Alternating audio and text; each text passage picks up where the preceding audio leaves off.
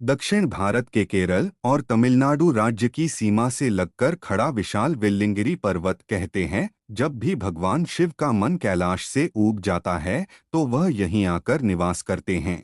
इसीलिए इस पर्वत को दक्षिण का कैलाश भी कहा जाता है। और इसी वेल्लिंगिरी पर्वत की तलहटी में बसा है एक छोटा सा खूबसूरत शहर कोयम्बतूर। वैसे तो पूरे दक्षिण भारत में ही बारिश अपने पूरे कुमार के साथ बरसती है, लेकिन शायद इस बार मानसून कोयम्बतूर पर कुछ ज्यादा ही मेहरबान था। पिछले कुछ दिनों से यहाँ लगातार होती बारिश रुकने का नाम ही नहीं ले रही थी। बरसात की ऐसी ही एक रात में अचानक आसमान में तूफानी हवाओं के साथ तेज बिजलियां कड़कने लगी, जिसे देखकर सड़क पर चलते इक्के दुक्के लोग भी डरकर आसपास के घरों के आहते में जा छिपे।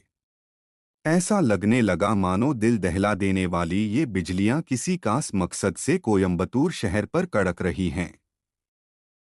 मौसम में अचानक से आए इस बदलाव को लेकर आसपास के लोग आपस में बातें कर ही रहे थे कि तभी अचानक किसी ने चिल्लाते हुए कहा, अरे देखो, बरगद के पेड़ पर 5 मुंह वाला नाग लिपटा है।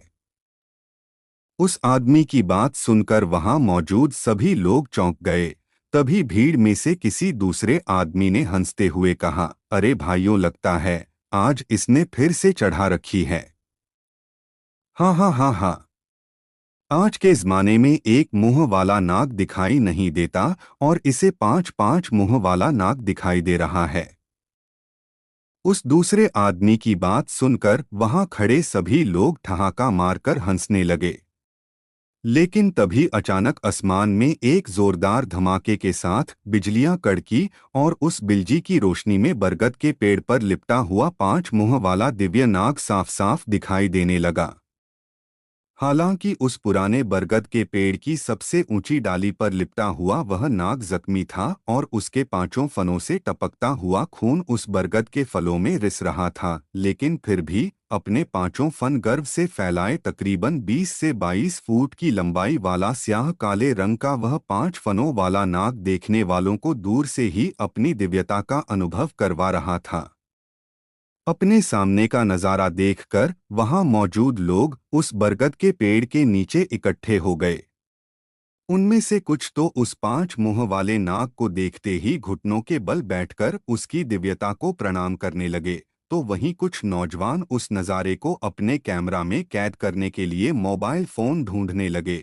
लेकिन इससे पहले कि वो लोग आंखों को अचंभित कर देने वाले उस नज़ारे को अपने कैमरे में कैद कर पाते, वह दिव्य नाग एक छोटी सी दिव्य ज्योति में तब्दील हो गया।